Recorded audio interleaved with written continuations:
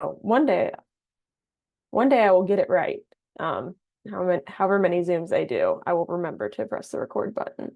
Um, but wanted to say thank you to the Ohio Department of Mental Health and Addiction Services for making these trainings possible with their grant funding. And thank you to CADCA for partnering with us. Really lucky to have so many people willing to provide these opportunities to everybody. Same as before, same as this morning. We will be providing 1.5 hours of continuing education credits provided, approved by the Ohio Chemical Dependency Professionals Board. And then in order to receive those credits, your camera needs to be on for most of the time, just so that we can make sure that you're here and paying attention and participating. Other than that, I will let Stephanie Strutner take it away for our cultural competence training. So go for it, Stephanie. Thank you so much, Francesca. And hello again, everyone. I recognize many of you from earlier today, so I feel like we just did this, but here we are again. And this afternoon, we're talking about cultural competence and health equity. And y'all, I get really fired up talking about this topic. And the reason I get really fired up talking about it is because from my personal career experience, one of the things that has been most influential in determining effective outcomes is focus on cultural competence and health equity and how we effectively weave those into the work that we do. And so I think that's why I get really so intense when I talk about cultural competence and health equity. And just like earlier today, it's really important to me that everybody have the opportunity to ask questions when they pop in your head. If you're sitting there trying to remember your question, you're not going to retain the things that I'm talking about. So when a question presents itself, please go ahead and type that in the chat box. Or also, we're a small enough group, feel free to unmute and just ask your question right there when it's on your mind. You're in a safe space. All questions are smart questions, and so please feel free to engage in our dialogue. We will be rounding things out this afternoon with an interactive activity, and so at that point in time, I'm going to be asking people to pull out a piece of paper. It doesn't have to be anything fancy. It can be a scrap piece of paper, but a piece of paper and a pen or an electronic device you can keep track of. I'll be asking you to keep track of that toward the end of our time. So if you want to go ahead and start rounding up a pencil and a piece of paper or something to scratch some notes on, we'll be using that a little later today. Our objectives for today, again, Stephanie Strutner, I'm speaking to you from East Tennessee, so I throw out the occasional y'all when I get excited, so probably going to hear that again today, but it's an endearing term where I come from and means a collective group of people, much like a coalition. So we're going to dive into talking about cultural competence today. We're going to talk about health equity. We're going to frame both of them with respect to how we can use them to be effective in our planning for primary substance use prevention. We're going to also hop in to describe how we can incorporate data into a coalition's community assessment. This is kind of setting you up for some of these future sessions. Another upcoming session that Christina Clark is going to do on behalf of CADCA is going to talk about community assessments and really those components of a community assessment and what goes into it. So we're going to touch on those data, how they're important for that assessment, and then Christina is going to pick up where we leave off to talk about how you address health disparities in a meaningful way for your planning.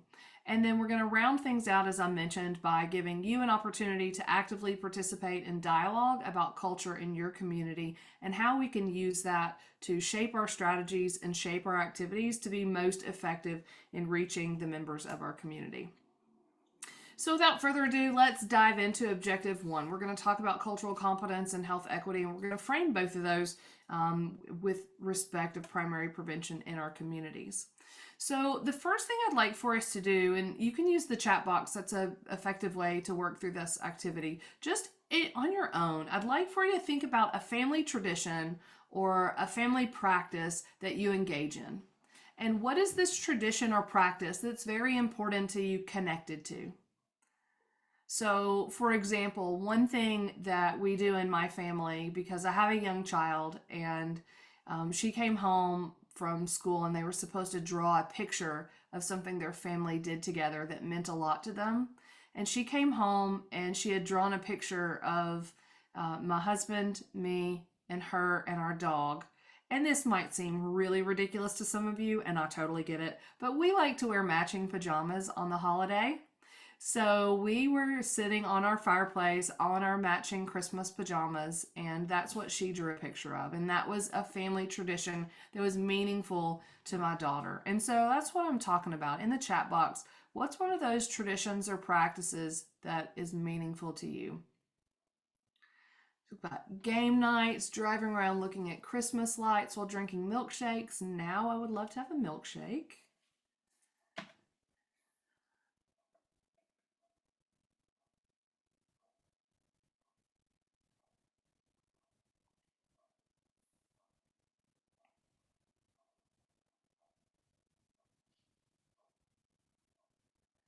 Takes walks together around the local parks on the holidays.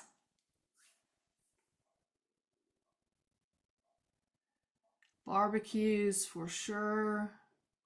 Getting together for game nights and getting a personalized ornament for the family every year. Singing to the birthday person at exactly the time of their birth. I love that one. Well, my oldest was born at 6:38 in the morning, and she's now going to be 16. So like nobody really loves it anymore, but we're still doing it. To be honest, Alyssa, I was sitting here thinking, I'm glad I wasn't born in the middle of the night. I wouldn't. I I have was two born that like, were in the morning, and then one it's like 3:10. So she's yeah. good, but These are all great ideas. So, what are some of the similarities in the traditions and the practices that you all see in the chat box? What are the differences?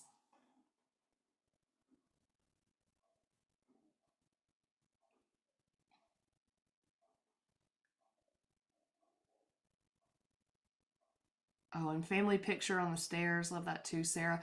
The thing that sticks out to me, two things stick out to me, and then I'm going to let you all take it from there. One thing that sticks out to me is connectedness to family.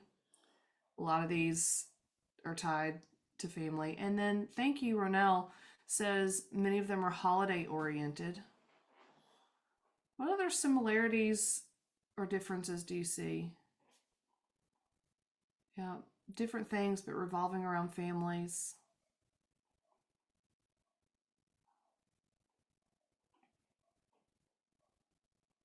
Sense of belonging, coming together, families getting together. And so, what makes these traditions or practices important to you?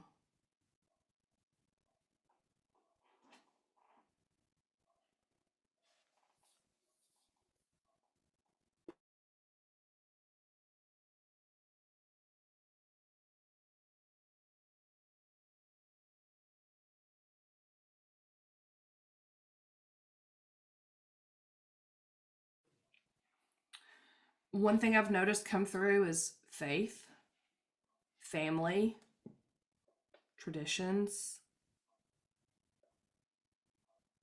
Thank you, Charles, the feeling of being part of something.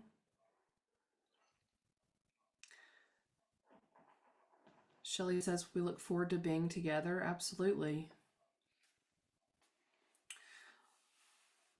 The thing about it is, and I framed this as I introduced our family pajama thing, there are people out there, including my spouse, who, when I first posed this idea, said, absolutely not, I will never, who might just not understand the importance to a family of their tradition because it's different from what they grew up with, or it's different. Another thing that strikes me, and some of you mentioned it, is this sense of feeling of being a part of something or families being together. But we think about there's some people in our communities who don't have connectedness to their family. They're isolated from their family, or they simply don't have a family. And so these are just some really basic level, surface level examples when it comes to cultural competence. But there are practices, there are traditions in which many of us take part that feel really normal for our families or for us.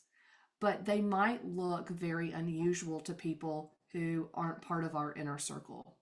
And that's really what we're talking about when we get to this, to really dive through the surface of talking about cultural competence.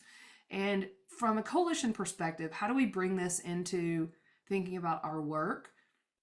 When I went to work in Anderson County, Tennessee. So I'm from Sevier County, which is why I started off with a little Dolly Parton Jolene today. So Sevier County, home of Dolly Parton, that's where I'm from too. And even though it's only 2 counties away from Anderson County, Tennessee, when I moved up to Anderson County to work, what I got from a lot of people is, "Oh, you're not from around here, are you?" And I felt very disconnected from the community because I wasn't a sixth generation Anderson Countian.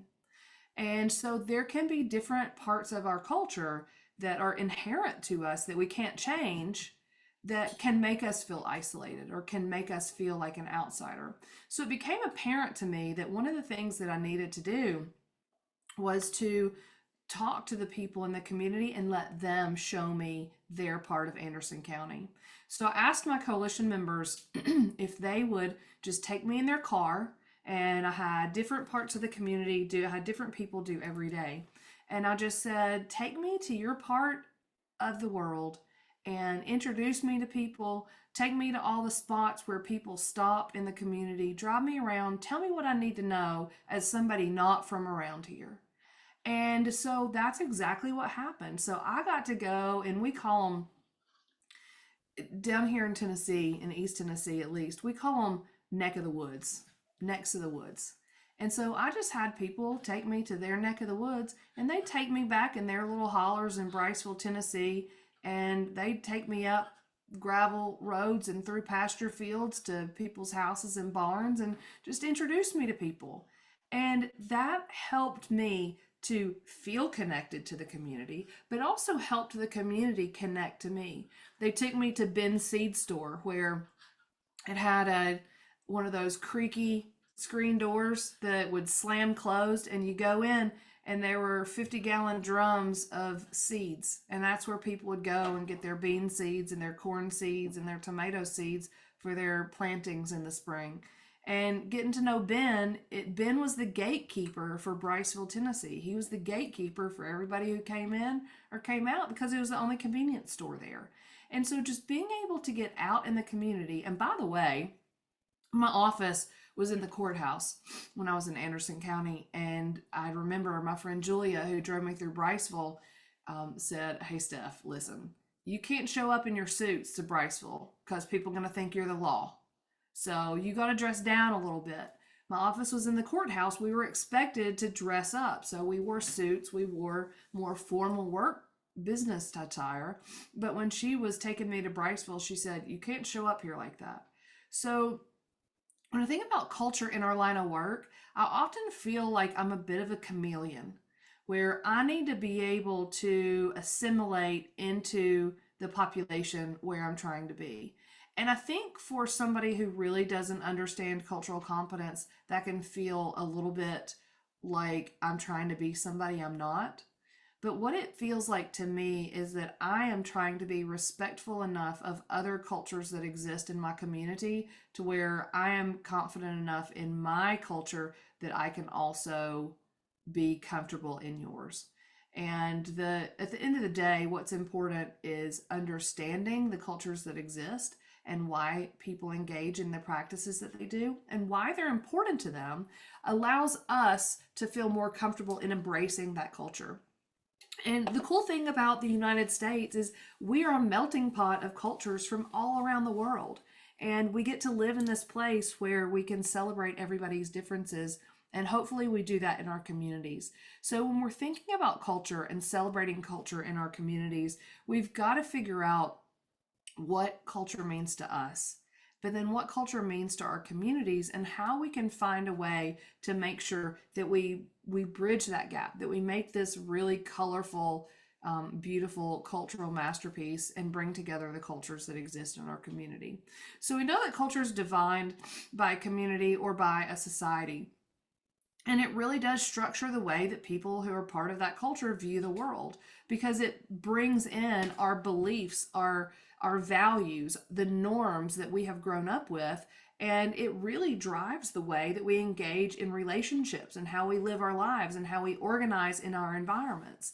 And so the traits that separate us really are just part of the values that we have grown up by.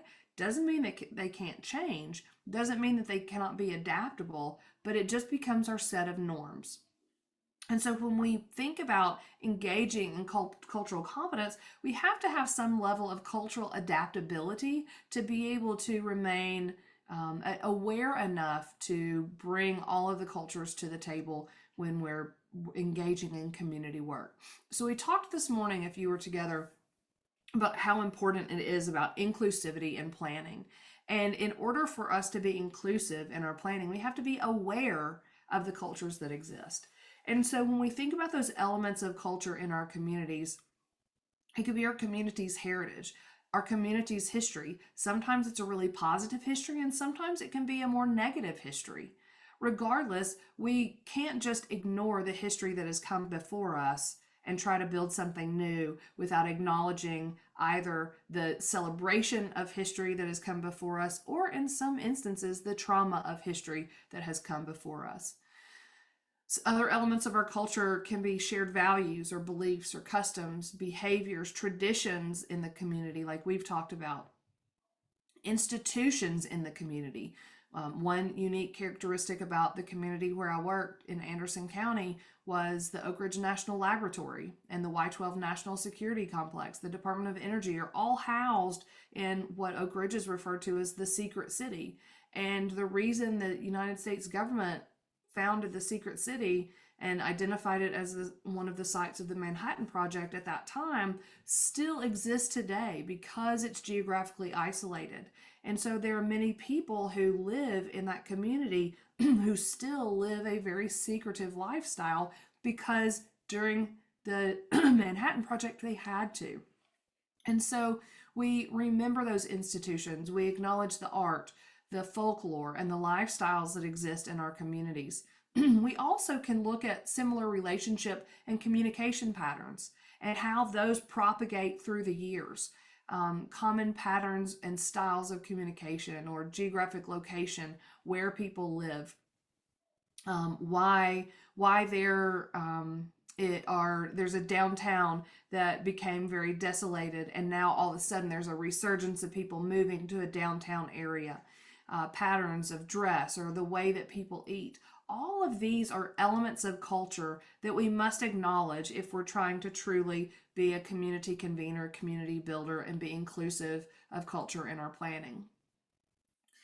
So cultural competence exists at the individual level, but it also exists at the organizational and systems level. But what it does is include us being respectful and responsive to not only the beliefs, practices, and culture of people, but also their health needs, their linguistic needs, as it relates to the diversity that exists in our communities. Cultural competence exists on a continuum, and it circles around the values of respect and responsiveness. Without respecting a culture that exists in our community, we are not able of being responsive to the needs of members of that population. And so cultural competence, we don't just snap our fingers and say, oh, I'm culturally competent now. We start with cultural flexibility. Our cultural flexibility, and in order to get to cultural flexibility, I think it's important to acknowledge our own implicit bias to be able to get to this place of cultural flexibility. Understanding that there are people out there that express their culture in a different way than I do, and that that's okay, and that that's good. Then we're able to move to this place of cultural agility where, remember I said, my friend Julia said, hey Steph, you can't roll into Briceville looking like you just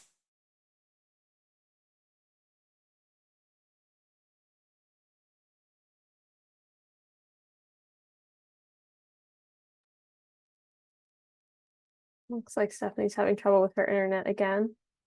Sorry about that, folks. I'm sure she'll be back on.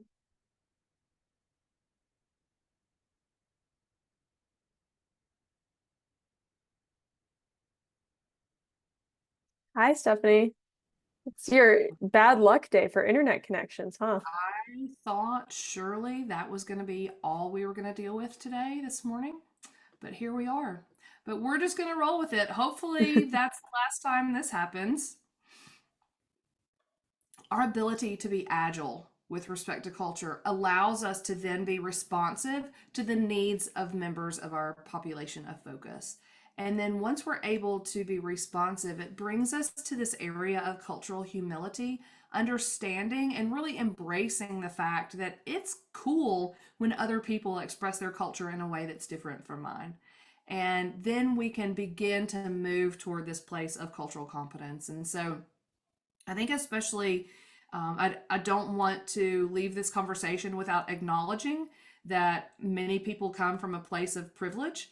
I would say that as a white woman living in my community, growing up in a middle class family, I come from a place of privilege. There are times where I have felt marginalized as a female, but generally speaking, I myself can say that I feel like I come from a place of privilege. And so understanding that, examining my own implicit bias that comes along with the way that I have lived to this point in my life, I think is a real important element of that cultural humility. And I think we have to be a little bit introspective to be able to examine our perspective of the world, to even think about being on the continuum working toward cultural competence.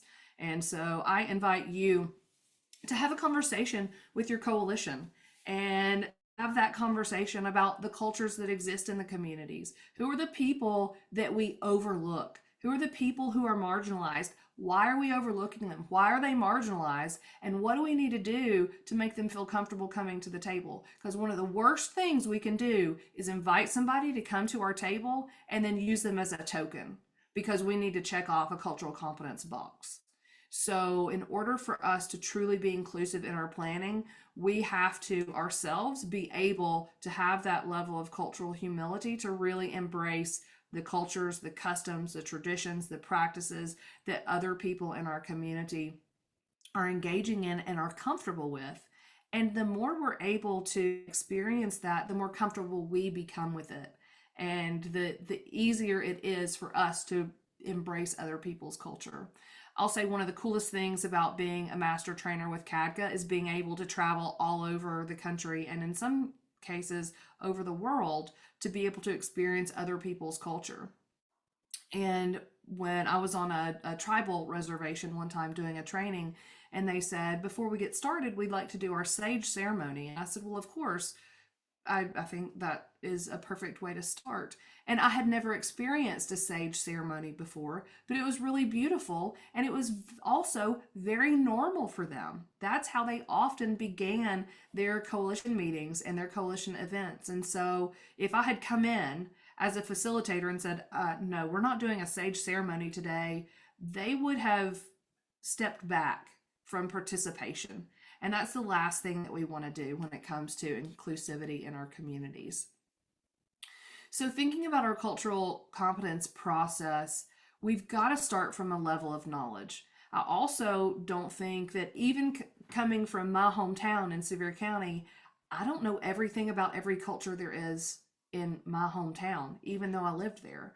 So we have to allow ourselves some level of knowledge, allowing other people to bring knowledge to our groups so that we can move to a place of cultural awareness. When we have an understanding of cultural awareness of our population of focus, then we can move to an area of cultural sensitivity so we can work along the continuum to try to achieve that level of cultural competence.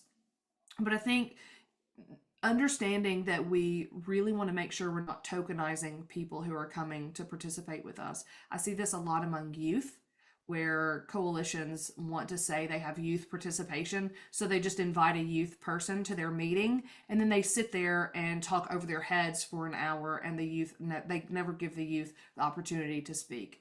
That's a real strong example of how we tokenize people when we invite them to participate in our coalition work, but we don't truly engage them and we don't truly listen to them. And so that's an important component of cultural competence.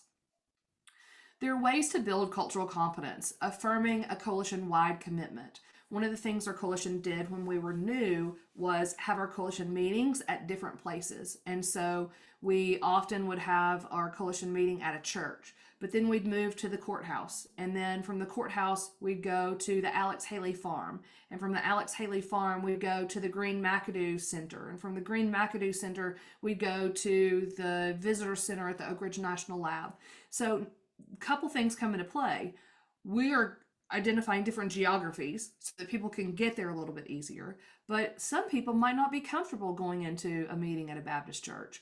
And some people might not be comfortable going to a meeting at a law enforcement jurisdiction. And some people might not want to go to the meeting at the Alex Haley Farm, but we're giving people the opportunity. And every time we're visiting a new location, we're giving people there, especially when it was a cultural center in our community. So having the Alex Haley Farm in our community was so cool because we let the director of the Alex Haley Farm give people a tour and really expose people to that farm, expose people to the Green McAdoo Center, let people understand a little bit of the history about the Y-12 security complex. So having that coalition-wide commitment from the leadership down gives people the permission to be able to talk about culture.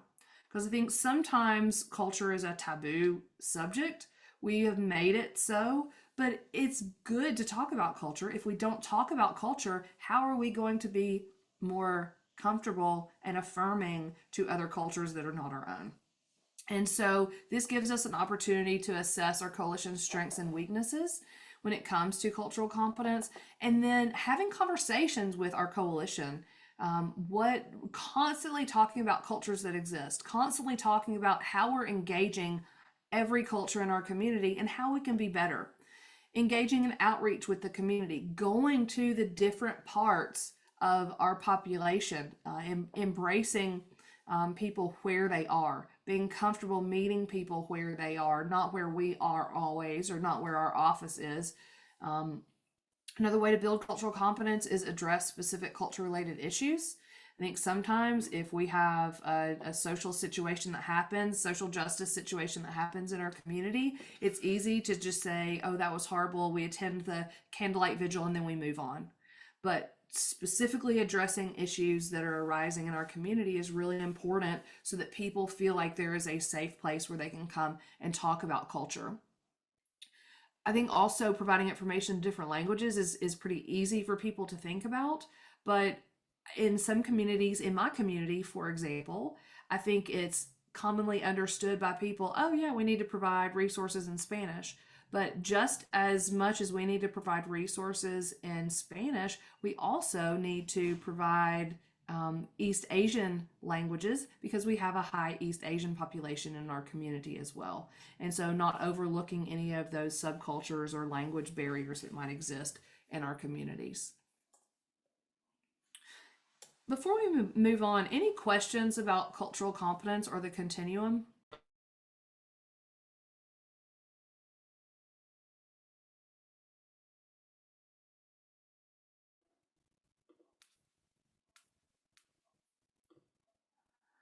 All right, we'll go ahead and jump into health equity then. So the key principles of health equity are fairness, inclusiveness, and accountability and transparency. When we dive into health equity, we're really talking about the state where everybody has a fair and just opportunity to achieve their maximum level of health. Understanding that my maximum or optimal level of health is different from Aubrey's, is different from Daisha's, is different from Alyssa's. We're all achieving our maximum or optimal level of health.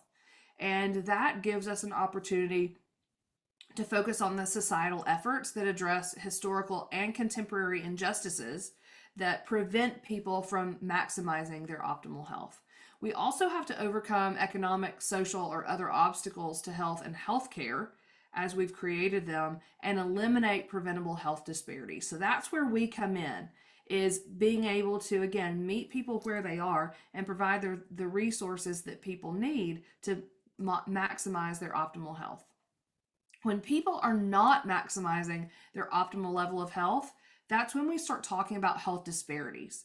Health disparities adversely affect groups of people who have systemically experienced greater socioeconomic obstacles in their communities. This might be based on race or ethnicity, sometimes religion, socioeconomic status, sometimes gender, age, mental health status, ability status, sexual orientation, gender identity, even geographic location. There are other characteristics that have been historically linked to discrimination or inclusion, and this is certainly not an exhaustive list, but just a list to help us get started thinking about health disparities that might exist in our communities. I showed this morning, but this is a little bit different, because when we talk about health equity and cultural competence, the reality is we have disparities that exist in our communities because one person is getting way more resources than they need, where the other people don't get enough resources to even see over the fence. We have had historical conversations where we want to move toward equality, but when we try to advocate for equality, we're assuming that everybody in our community is going to benefit from the same support, which is not true. And so then we started having conversations about how we need to move toward equity so that everybody gets the support that they need. But in that equity example, there is still a barrier to participation. And so justice is this idea that we're eliminating the barriers that caused the inequity. However, there is a clinical psychologist who has suggested, and I really appreciate this concept, that inclusion is really where we need to be pushing, because inclusion is where we don't even have people on the sideline now. Now we have active participants in our community who are actively participating in being part of removing the institutional barriers that have historically kept them on the sidelines. And so that's, I think, the biggest take home for our coalitions is we never, and I mentioned this morning, this concept of nothing about me without me, we never want to sit down and make decisions for our population of focus. We want to use our knowledge of being the subject matter experts on substance use prevention in our communities to collaborate with members of our community so that they can be included in the process. And when we do this, that's where we make sure that everybody feels valued and everybody is involved. That's where our sustainability in our strategies and in changing behavior on the population level to optimize health really becomes effective. So how do we integrate this idea into effective prevention? Well, first of all, we've got to figure out, and you're going to be talking through this DFC Readiness, Drug-Free Communities Readiness training series on different products that are going to position you to apply for the Drug-Free Communities Grant, your community assessment, your logic model, your strategic and action plan.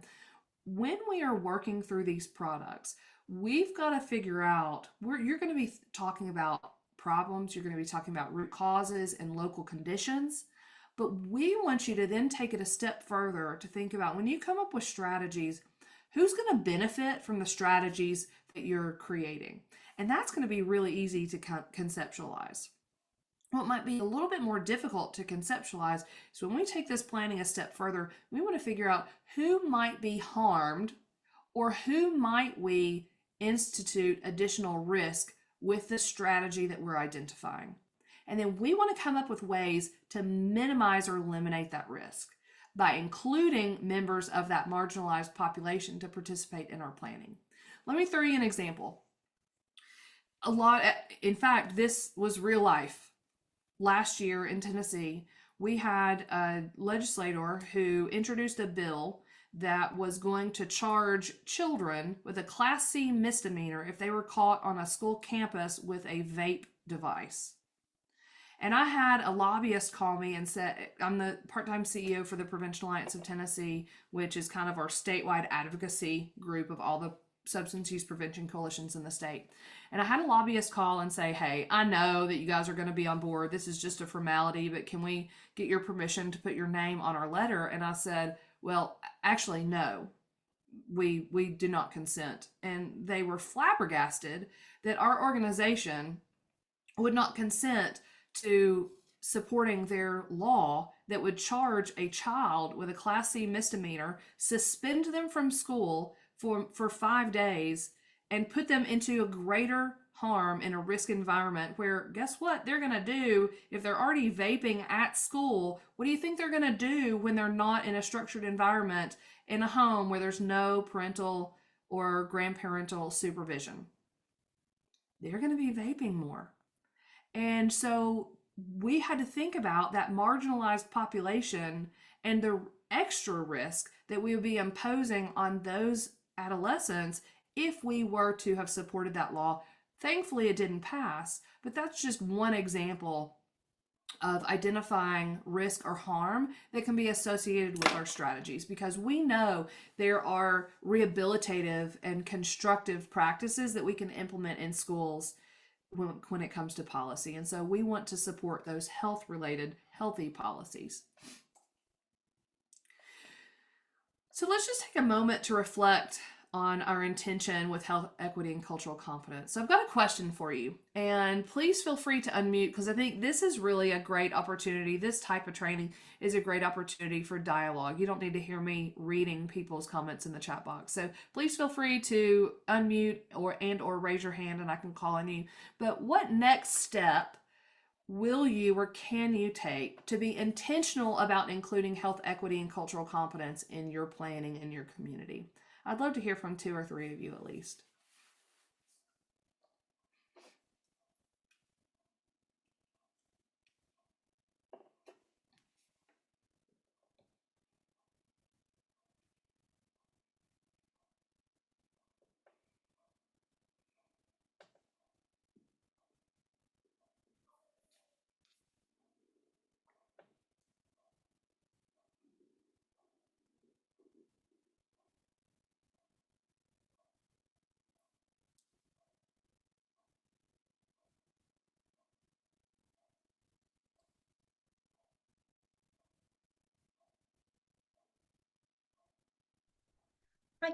I can share.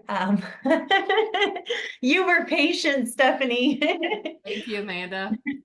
But I'm not really doing a ton around like community coalition work, but I am working with like local school districts and sources of strength training.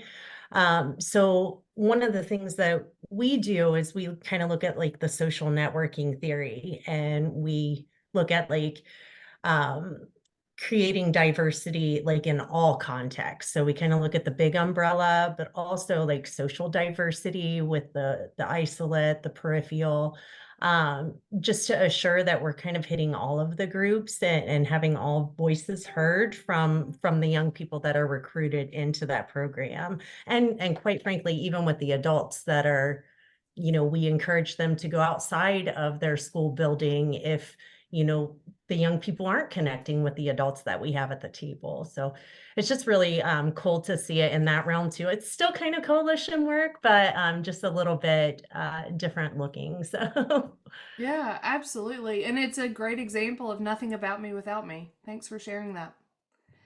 And thanks for breaking the ice. All right, let's get one more person to talk about some steps you can take to be intentional about including health, equity, and cultural competence in your work, in your planning.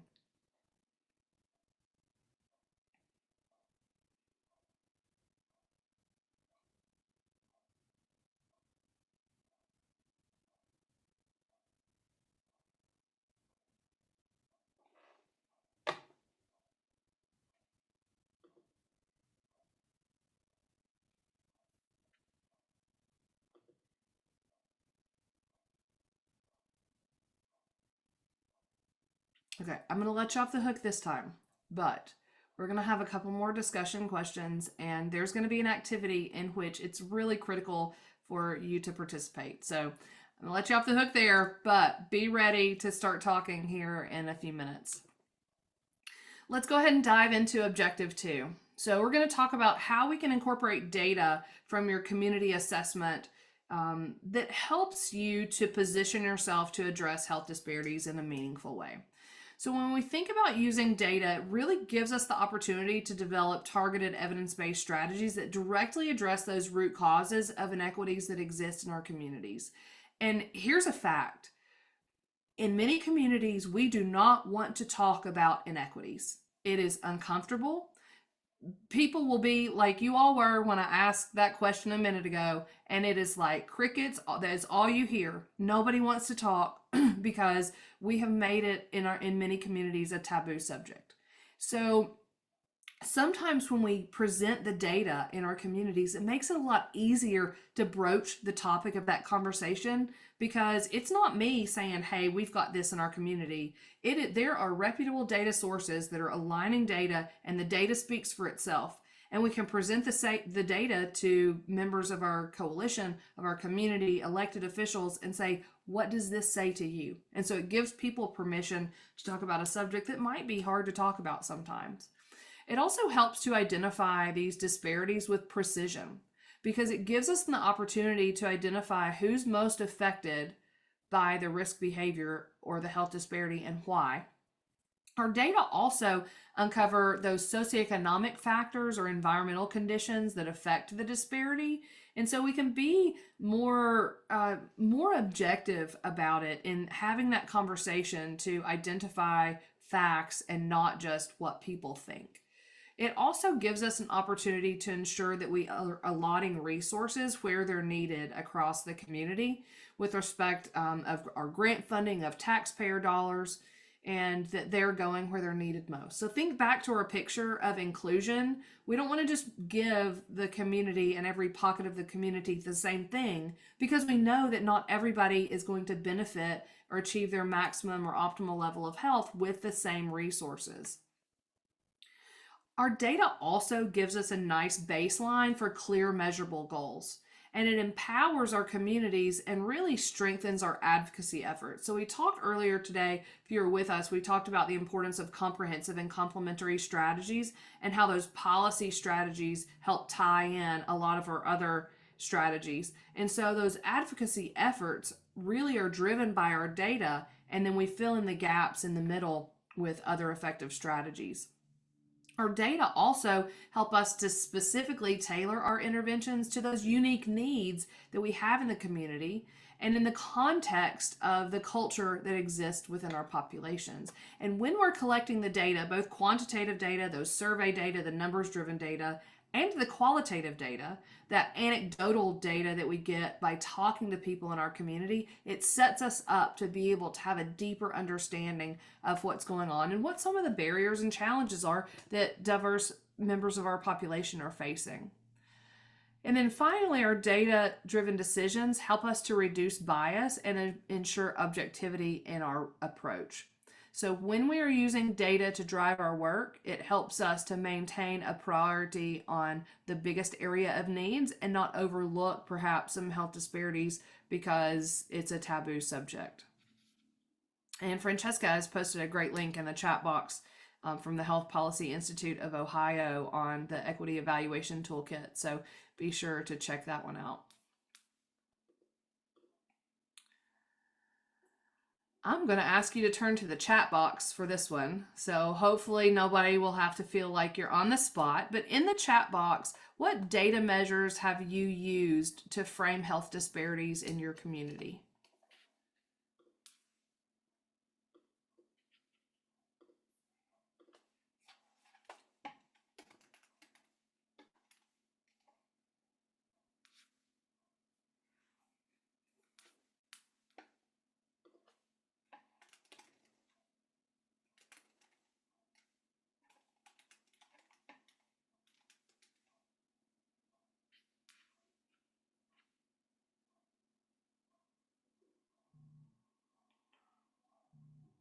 Charles is using surveys. Thank you for that, Charles.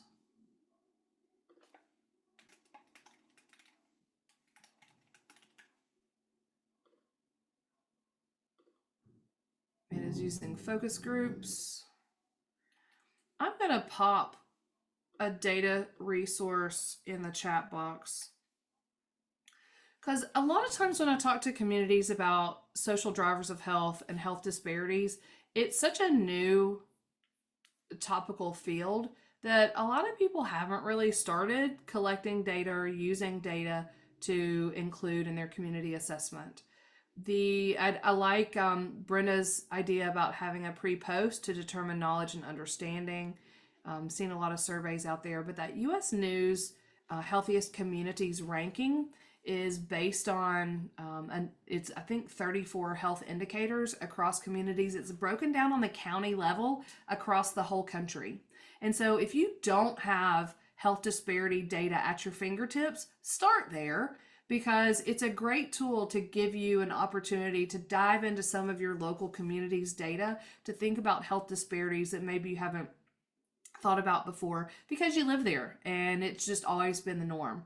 So sometimes that can be a great resource for you in your community. All right, so this last activity, this is going to be an activity that we're going to work through. It'll take about 20 minutes. And then after the activity, we're going to have a decent amount of time to really dive into a discussion about culture and norms and health disparities as well. So I'm going to stop sharing my screen and give you all an opportunity to now pull out that piece of paper and pencil that I asked you to gather. So I'll give you a few seconds to do that.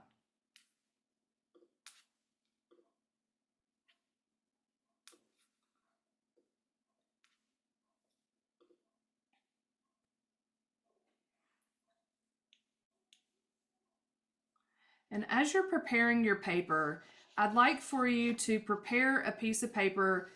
I want you to draw a line right down the middle of your paper. And on the top left, I want you to write the word forward. And at the top right, I'd like for you to write the word back.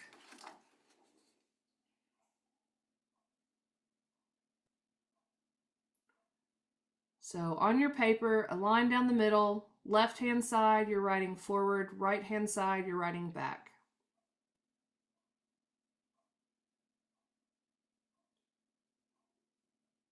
And give me a thumbs up when you have achieved this task. Excellent. Okay. This is going to be an example of an effort so that participants can reflect on the unequal playing field that benefits some while making it more likely that others are going to get left behind. And so here's what I'd like for you to do. I'm going to assign you colors based on the first letter of your first name. So you can write down your color. If your first name begins with the letters A through C, your color is blue. So write down and remember blue.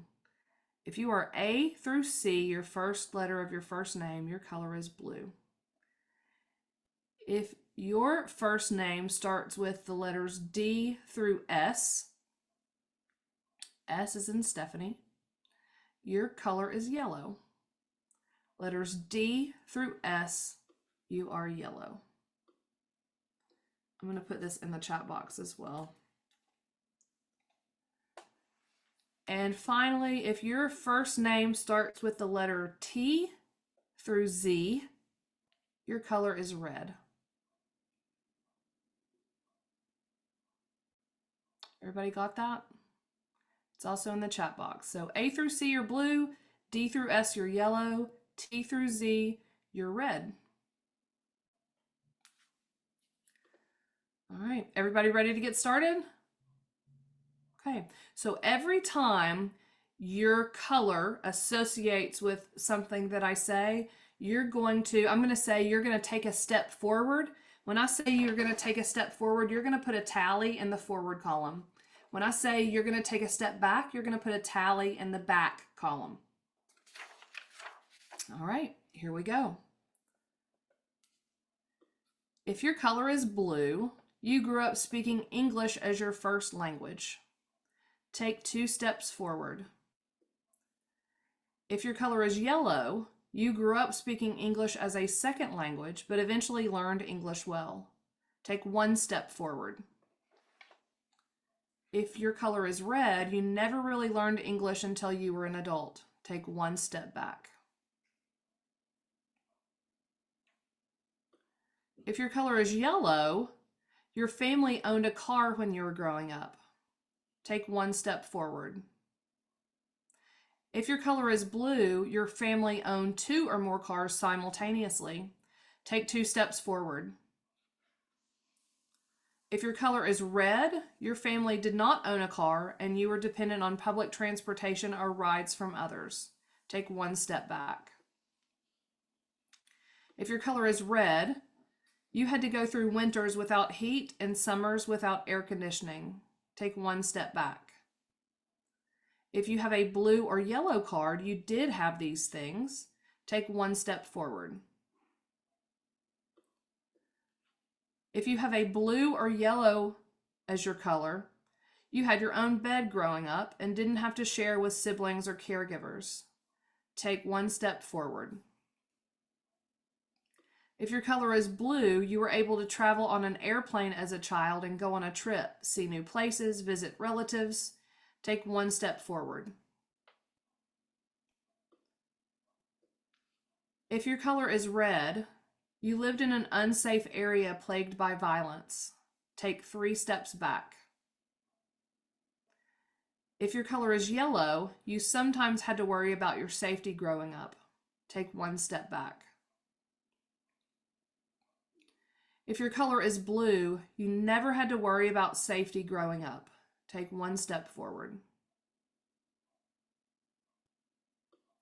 If your color is yellow or blue, you had health insurance and access to quality health care, including doctors and hospitals when you needed it growing up. Take 1 step forward. If your color is red, you didn't have these things. Take 1 step back.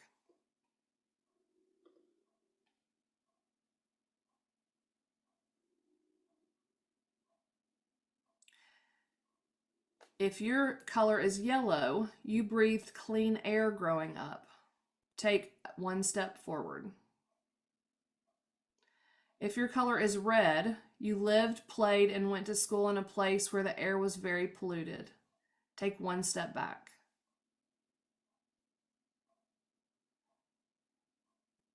If your name starts with a T or a W and your color is red, you or your parent was disabled. Take 1 step back. If your color is blue or yellow, you were able to go to school every day as a child and had a decent education growing up. Take 1 step forward. If your color is blue, you were also able to go to a 4-year college. Take 2 steps forward. If your color is yellow, you went to technical school or perhaps received an associate's degree from a community college. Take a step forward. If your color is red, you did not have further education. Take 1 step back. If your color is red, you did not have access to healthcare providers in your town for preventive health care. Take 2 steps back. If your color is red, your family did not have access to a grocery store in the town where you grew up. Take 1 step back. If your color is blue or yellow, you always had access to a computer and the internet when you needed it. Take 2 steps forward. If your color is red, you did not have computer or internet access. Take 1 step back.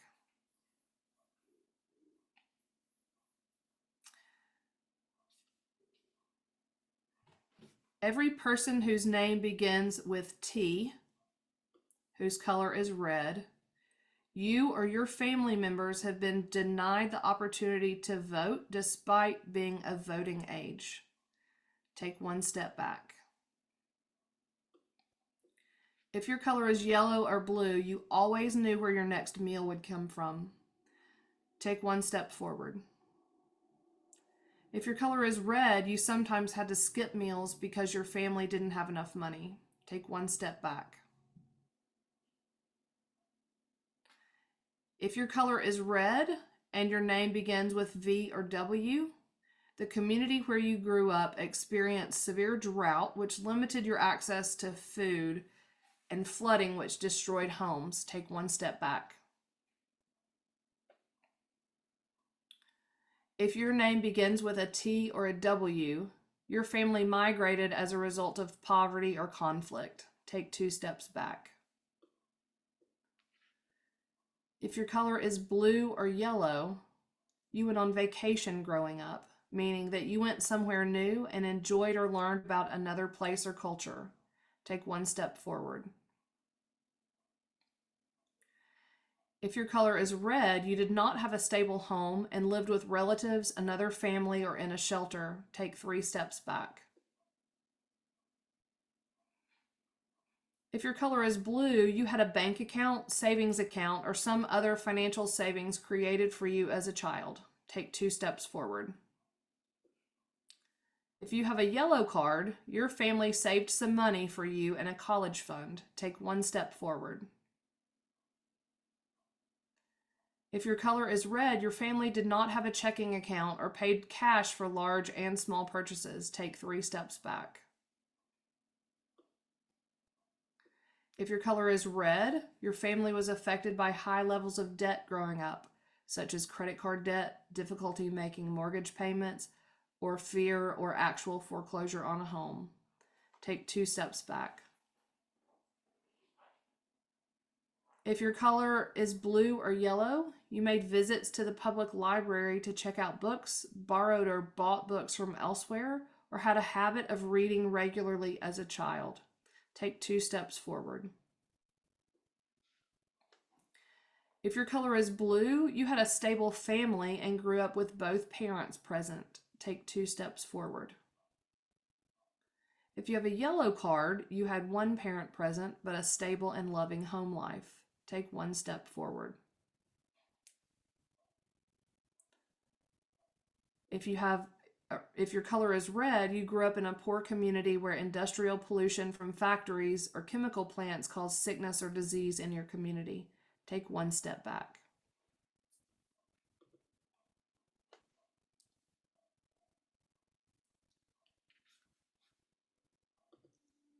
Now what I'd like for you to do is total all of the tallies in your forward column and all of the tallies in your back column.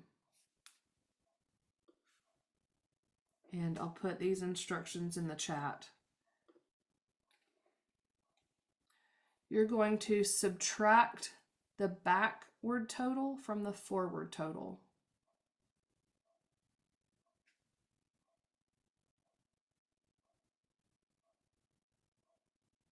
And then when you're done, put your numerical total value in the chat box.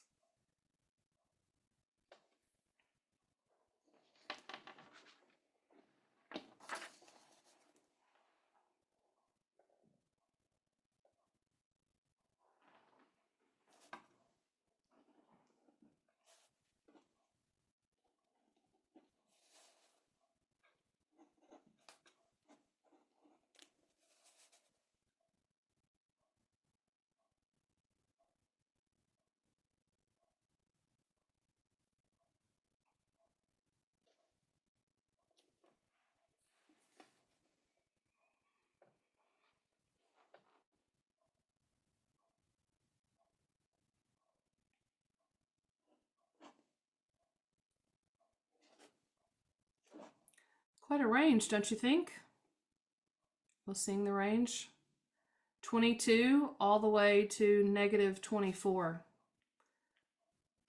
So let me first acknowledge that this activity can spark some intense feelings, especially for those of us who have lived with trauma. And so I just want to acknowledge that let's keep our dialogue compassionate as we talk about these topics because they can be very emotional for many people.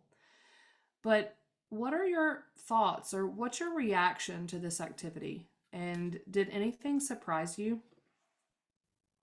And this is a great time to just come unmuted and let's have some dialogue. I really need you all to participate in conversation here for this to be meaningful.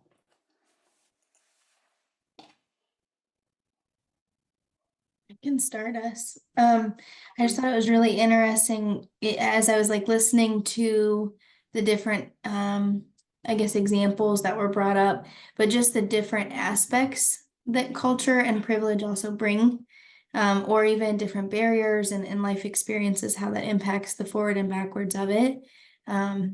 It's cultural competency, I always feel like is one of those pieces that I appreciate the dialogue with, because I think it's so much more than sometimes we think about. So I just appreciated that perspective. Thanks, Aubrey. Mhm. Well, hey everybody. For me, I'm listening to the questions and I'm like, oh gosh, should I not mark it? Should I mark it?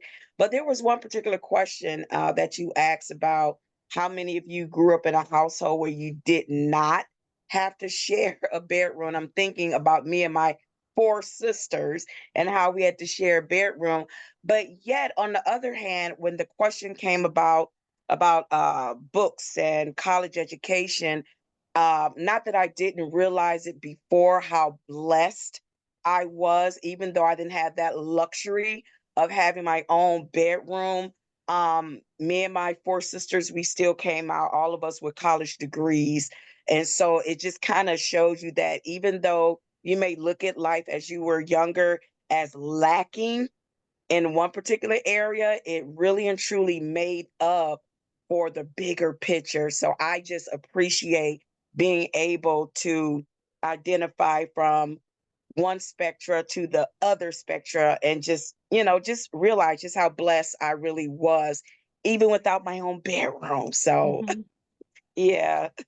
Thank you so much for that Mhm. perspective, Brenda. I think this is a really important moment to acknowledge Hawkins and Catalano's risk and protective factor theory, because you said you threw me a softball, almost like I set you up to do that. So thank you for that softball, because Hawkins and Catalano really pioneered the risk and protective factor theory when it comes to prevention.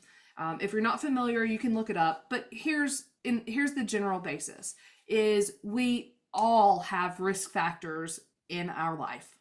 Every human being does. What becomes important is the number of protective factors that we also have in our lives that help mitigate that risk. And the most clear way I've ever heard this explained was Dr. Ruben Baylor, who's a researcher with the National Institute of Drug Abuse. And he works right underneath Dr. Nora Volkov at NIDA. And he explained it like this. He used a pen, and the pen was the likelihood that someone would engage in using a drug or misusing a substance. And he equated risk and protective factors to Swiss cheese. What's the most unique thing about Swiss cheese? The most unique characteristic about Swiss cheese? It has holes. It has holes in it. And so Dr. Baylor equated risk factors to the holes in a slice of Swiss cheese. But he also equated protective factors to the solid part of the cheese. So my daddy used to love to buy in bulk.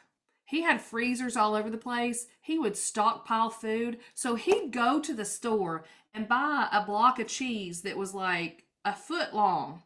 And then he'd come home and slice it himself. And when he came home with Swiss cheese, you'd have this big old block, and you might cut off 6 or 8 slices of cheese, and they'd all have a hole in the same spot. So my propensity to engage in that risk behavior, if I'm cutting through those holes, I'm going right through all those holes. So if I've got 5 risk factors, I'm going through 5 slices. That's 5 risk factors leading me up. And if I don't have any protective factors, I'm using that substance.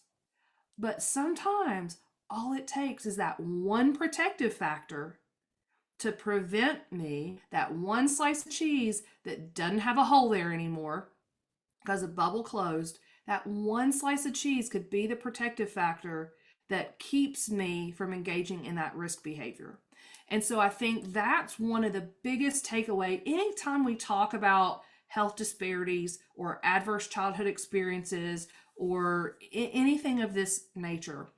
We all also have resilience, And the more protective factors we have in our environment, the more we can move that fulcrum to the place where we balance out our risk and protective factors. And that's the biggest takeaway. And that's why we're all here. That's why we're all engaging in planning in our prevention work, is because we want to put those risk factors out in the community in a way that serves people where they are. So we're not just pushing 4 protective factors out for everybody in the community, because everybody might not benefit from those 4 protective factors.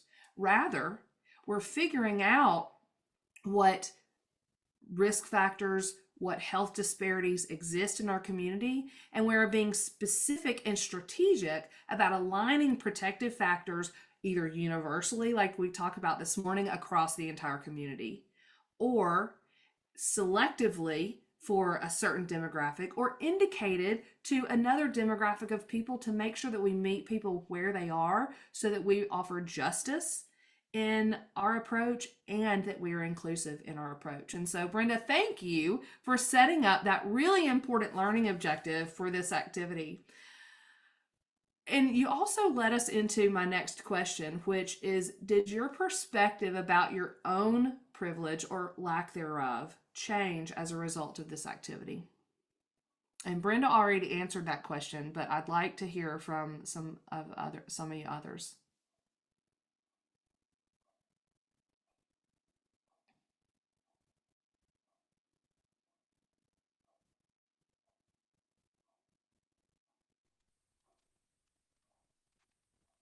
Yeah, this is Charles. Um, yeah, mine, something from my perspective, only probably kind of stayed the same. I think I've always thought of my upbringing was pretty basic. I mean, I was blessed in certain areas, and some areas I lacked, but it wasn't anything out of the ordinary. One thing that came to my mind is the age difference, because some of the things that you mentioned couldn't identify with, it wasn't around when I was coming out, so that I don't know, gives me a different perspective on want and lack and risk factors. And one thing that always stood out for me coming up was that and I never understood until I got older, was that my father used to always buy dictionaries and encyclopedias. I mean, anybody selling them, he would buy them, And he always made us go to the library. So I've always enjoyed reading. And, that's something that I used to do when I was younger, It kept me in the house a lot of times. It kept me out of the activities going on in the neighborhood. That was just some thoughts I had. Thank you very much for that input, Charles. We appreciate your perspective. One thing that strikes me, 2 things that strike me about this activity, and I've implemented this activity a number of times in trainings, and I find it to be very difficult for people to separate our lived experience from the colors that we're assigned in this activity. So I see that pretty commonly. And I remember debriefing one time with a group, and when I asked about thoughts or perspectives on the activity, one person raised their hand and said, "This was totally unfair because you just assigned me a color." And I essentially said, "Thank you for identifying the whole purpose of this activity," because you're exactly right. We all have a different starting line. So some of us today had a starting line at -24, and some of us had a starting line of 22. And that's the whole point, is when we're born, we don't get to decide what color we're assigned, whether it be yellow or blue or red. We get what we get when we're coming up, and we have to figure out, or our parents have to figure out, or our caregivers figure out, or our church or our school or our doctor or whoever that important person in our life is, helps us figure out that protective factor or factors that's going to be that barrier that prevents us from being on the right side of the continuum of care, on that treatment and recovery side of the continuum of care, where we stay on the prevention side of the continuum of care. And so that's the whole take home message about this activity and how we use culture and health equity in our communities as an advantage. Because also, there are times in our communities that I think people hear about us talking about cultural competence and they think, oh, culture is a bad thing. But in many communities across our country, culture is a protective factor. And so rather than looking at culture as a risk factor, which we do in some communities, let's find where culture is a protective factor and build upon those strengths.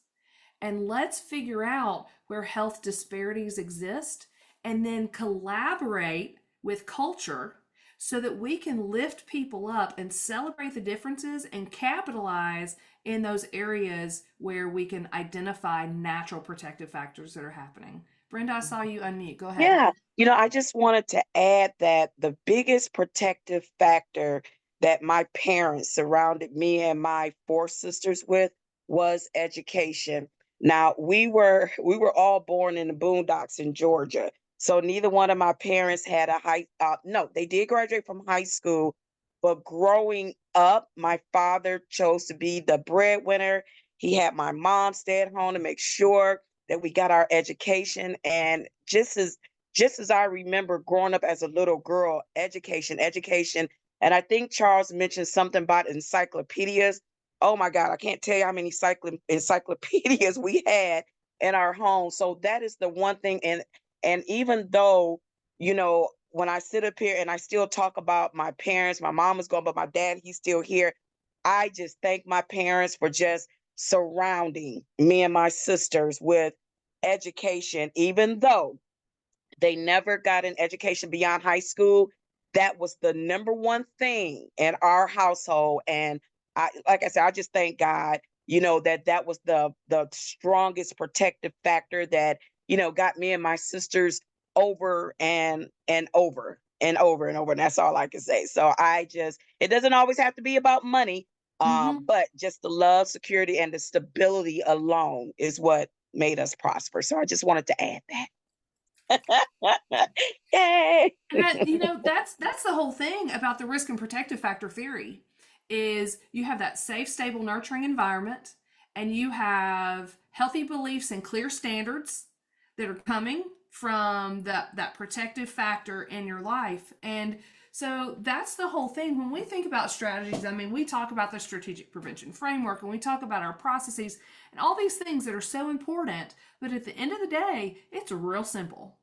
We've got risk and protective factors, and then we've got healthy beliefs and clear standards coming from somebody of a place of influence in your life. It can be a parent, it can be a teacher, it can be a faith leader, it can be any mentor. When you have that, it maximizes your protective factors. And it goes back to the very simple Swiss cheese example. Do we have enough slices of Swiss cheese in our dose of strategies in our community to where every person who encounters one of the bubbles in the Swiss cheese is eventually going to hit the wall where there's not a bubble? And that's what we've got to be sure of in our communities. What disparities do you think we're missing from this activity that you identify in your community? If you were going to do this activity in your community, what would you add?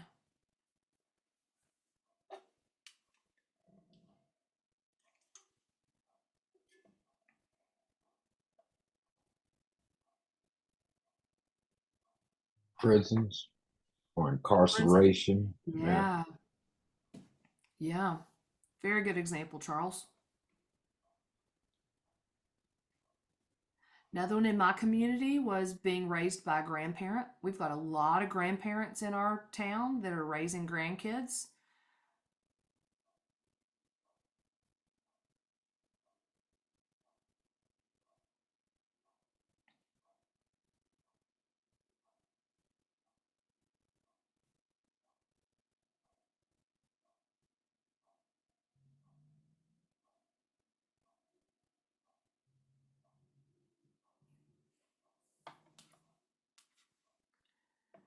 So when we think about culture and health disparities, what's important is that we figure out those cultures and those health disparities that exist in our communities.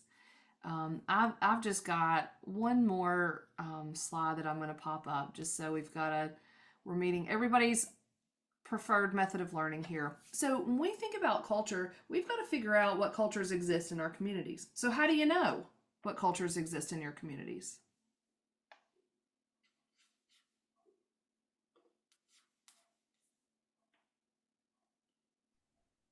Get out into the community and observe.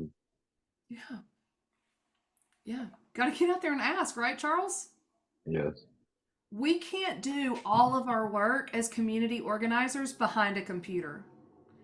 And this is one thing that just blows my mind today is everybody wants to work from home now. But if we're a community organizer, sometimes we got to be out in the community. We've got to get out from behind our computer and we've got to go out there and we've got to ask those people. And we have to immerse ourselves in the population.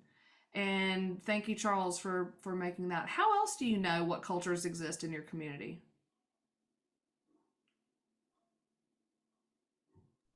Well, the school I teach at, there are different ethnic groups and just different races, you know. So when I look at the students, I'm like, oh wow, this is so great. Even though it's predominantly, you know, a Black school, but there are still different cultures there that, you know, I just find interesting. And it's just a good diverse mixture of Yeah. different ethnicities. Yeah. That's a great example. You know, Mhm. it makes me think I would have never known that we have a large population of Turkish immigrants in Knoxville, but down the street from me is the Turkish Cultural Exchange. And they have classes and they have English classes and they have cooking classes and they just have a place for fellowship. And I never would have known that we had a Turkish immigrant population in town unless I had just driven by the Turkish Cultural Exchange. And so sometimes it's just like really just being out in the community and seeing things and being connected to people. And so if we identify those areas in our community, it'd be nothing for our coalition to collaborate with the Turkish Cultural Exchange because guess where the Turkish community is going for fellowship in Knoxville? Yeah, right down the street at the Cultural Exchange. And so, if I want to reach the entire Turkish population in the community, I can do that very easily by making the right connections because I know they're there. And that's my whole point is if we can get out in our community, Charles said it beautifully, we got to get out and talk to the people. If we get out and we talk to the people, we can figure out what cultures exist in our communities and then we can go meet them where they are. Another word about that is Stephanie Strutner might not always be the best person, even though I'm the coalition leader. I might not always be the best person to be the leader and go in to all the pockets of people in my community.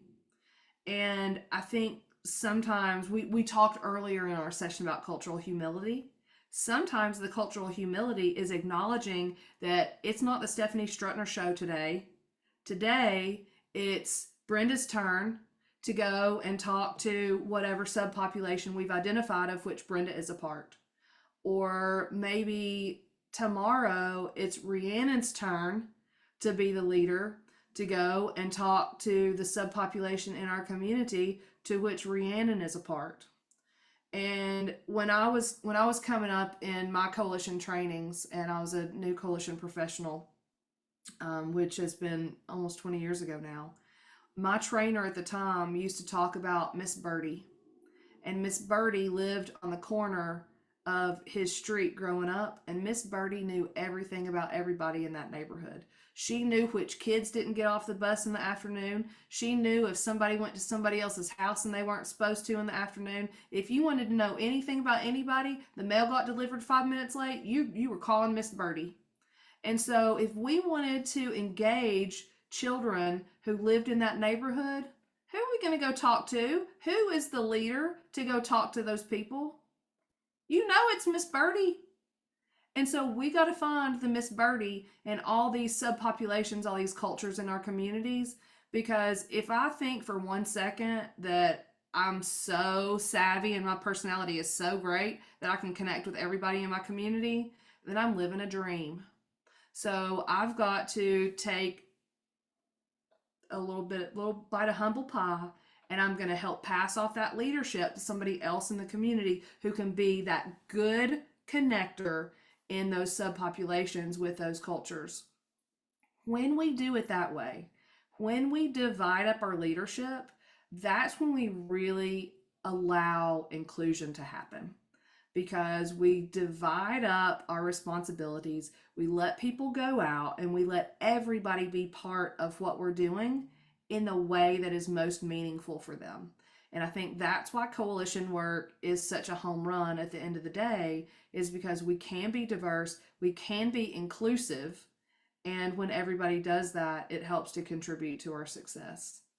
So I know y'all are out there trying to have a big old conversation, so I'm not going to not going to make you answer my last question. But I do know that Francesca has an evaluation for you that's going to appear in the chat box. And if you would take a moment to complete that. We have worked through all 3 of these objectives this afternoon, talking about cultural competence and health equity, talking about data and how we tie our data into our community assessment to help us really examine those health disparities. And then we thank you also for actively participating in that dialogue and that activity. And I hope that it gave you a perspective that you can take back in your community and apply in some of your planning. As you're moving forward, you'll notice that these sessions are designed to be a bit cumulative. So when Christina's with you talking about community assessments and logic models, y'all are going to have the opportunity to retain this information, because you're going to come back and connect with it again as you start talking about data and how you fill in the blanks in that community assessment and with those logic models. So anybody have any questions from our content on the day?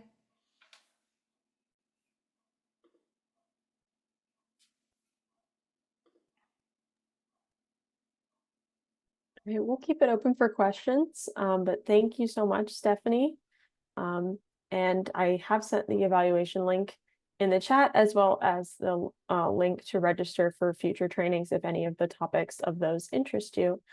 I'll go ahead and say that you all can go if you would like, but please feel free to stick around if you have any questions for Stephanie. Thank you all so much for being here. Thanks, everybody. Have a great afternoon. I'll hang out if you have any questions.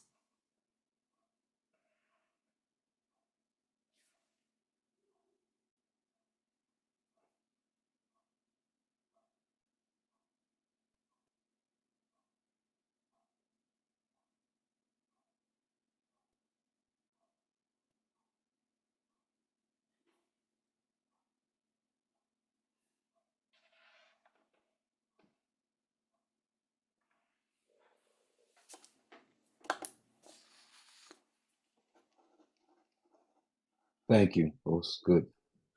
Good Thank you, Mr. information. Charles.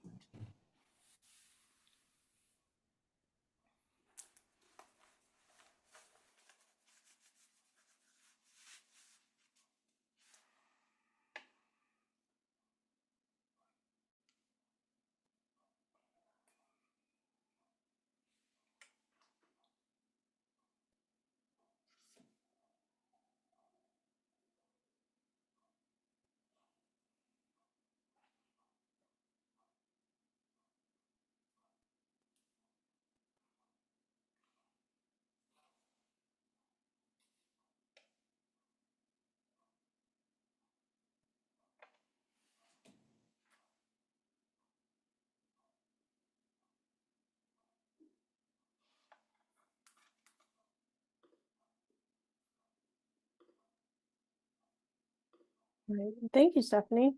Thanks, Francesca. Appreciate your Really, support today. yeah, appreciated your expertise. I'm glad Thanks you're for able to do having me. this for us. Yeah, it was a pleasure. Yeah. All right. Well, your duty is done. I'll let you go. Okay, thanks so much. All Hope the right. rest of the training series goes great. Thank you.